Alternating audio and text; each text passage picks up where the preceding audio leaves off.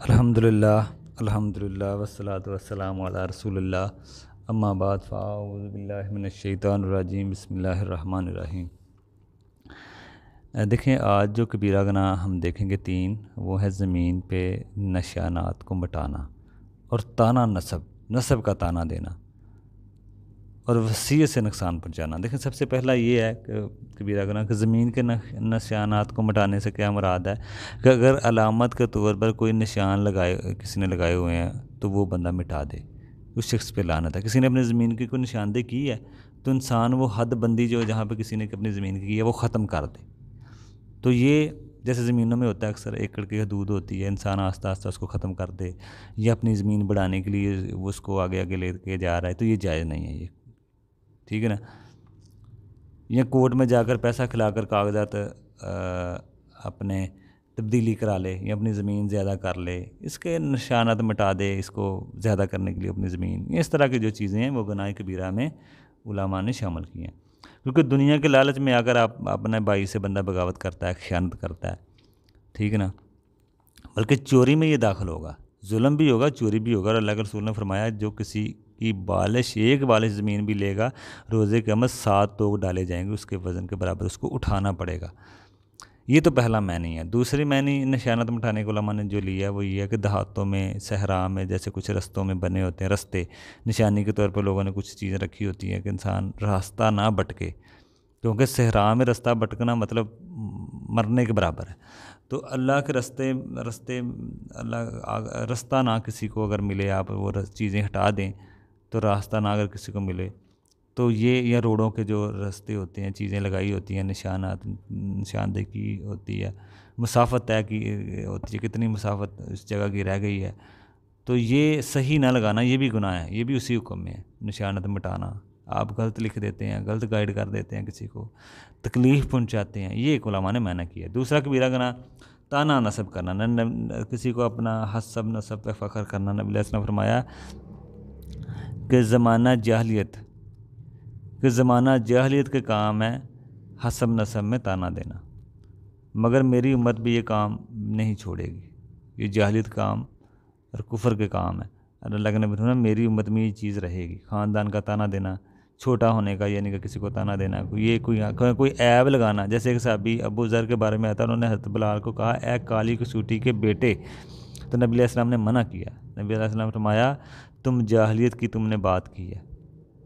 ایک صحابی ابو ذر، ان سے اللہ کے نبی نے کہا کہ آپ نے زمانہ جاہلیت کی بات کی ہے، تمہارے اندر سے جاہلیت کی بات ابھی نکلی نہیں ہے، اگرچہ تم مومن ہو۔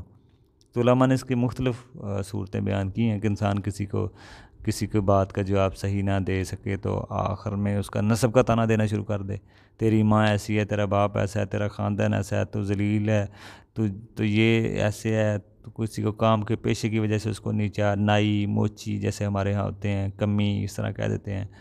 اللہ کے نزدیک یہ چیزیں نہیں چلتی، اصل بندے کا دل اور عمل ہے۔ اللہ کے بندے کی ذات، شکل و صورت، کپڑے، لباس یہ نہیں دیکھتا، عمل دیکھتا ہے، دل دیکھتا ہے۔ تو یہ کسی کو ذلیل کرنے کے لیے تانا دینا یہ جائز نہیں ہے، یہ نسب میں تانا دینا یہ بالکل تانا زنی ٹھیک نہیں ہے۔ اگر پاک دامن عورتوں پر آپ تہمت لگاتے ہیں تو یہ بھی بڑا گناہ ہے، کبیرہ ہوگا، ہلاک کرنے والے گناہوں میں سے ہے کہ آپ نسب کا تانا دیں، پاک دامن عورتوں پہ کوئی تہمت لگائیں، یہ بھی بڑا گناہ ہے۔ تو اسی طرح نسب کا پتہ ہونا ضروری ہوتا ہے، اللہ تعالیٰ نے یہ چیزیں رکھی ہیں، لیکن اگر نسب کا پتہ ہی نہ چلے، غلطی سے کوئی اپنی بہن بیٹی سے شادی کر لے، تو اس لیے نسب کا مسئلہ تو اللہ نے رکھا ہے، لیکن تانا نہیں دینا چاہیے، ٹھیک ہے نا۔ اور اللہ تعالیٰ نے ہمیں اس لیے اس میں بانٹا ہے تاکہ ہم ایک دوسرے کو پہچانیں، اور یہ کوئی چھوٹا نہیں ہوتا، جیسے کوئی موچی ہے، درزی ہے تو اس کا آپ تانا دے دیں، یہ جائز نہیں ہے، کیونکہ اللہ کے نزدیک میں کون اچھا ہے کون برا ہے یہ اللہ تعالیٰ ہی کو پتہ ہے۔ تو اللہ کے نبی نے اپنی، جیسے نسب کا کوئی اتنا نہیں ہوتا، اللہ کے نبی کی پھوپھی ذات بہن کی شادی ہے تو زید بن حارثہ سے ہوئی، حالانکہ وہ غلام تھے، تو اگر خاندان دیکھیں تو ان کا غلام ہے وہ قریش خاندان ہے۔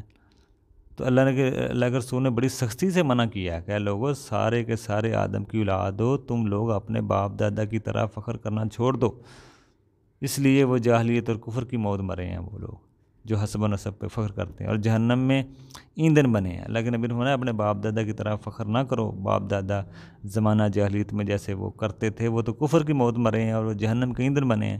اگر تم نے ایسا کیے تو تمہاری وقت اللہ کے نزدیک کالے کیڑے جتنی بھی نہیں ہوگی، گندے کیڑے جتنی بھی حیثیت آپ کی نہیں ہوگی اگر آپ حسب نسب پہ فخر کرو گے۔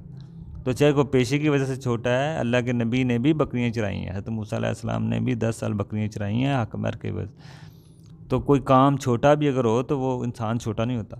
تو اس لیے حسب و نسب کا تانا، فخر کرنا میں گجر ہوں، میں شیخ ہوں، میں بٹ ہوں، میں اس طرح ہوں، میرا لیول کا نہیں ہے، یہ تکبر ہے۔ اللہ کو سخت ناپسند ہیں یہ چیزیں۔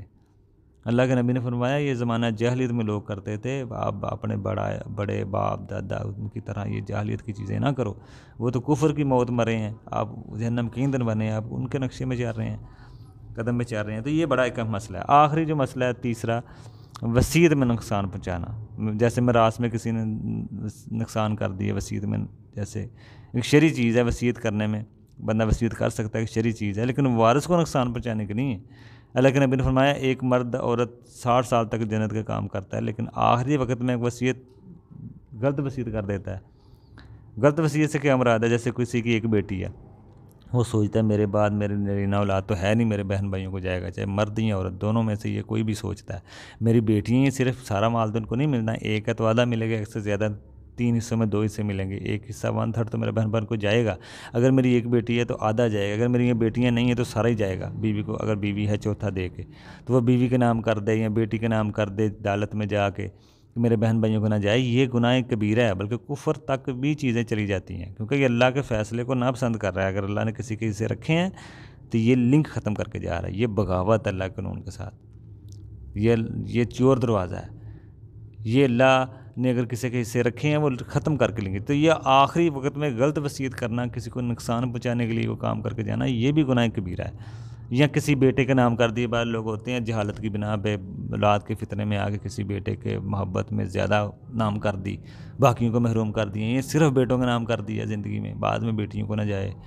یہ سارے ایسے کام ہیں جو انسان آخرت میں اپنی آخرت خراب کر رہا ہے، ساری زندگی نیکیاں کرتا رہا ہے لیکن آخرت میں اس نے غلط کام کر دیا، جہنم میں چلا گیا۔ تو یہ مسئلہ ہوتا ہے کسی کو وصیت سے نقصان پہنچانا۔ باقی مزید انشاءاللہ آگے بھی ہم کچھ قواعد دیکھیں گے۔ اللہ تعالیٰ ہمیں ان سے محفوظ فرمائے۔ السلام۔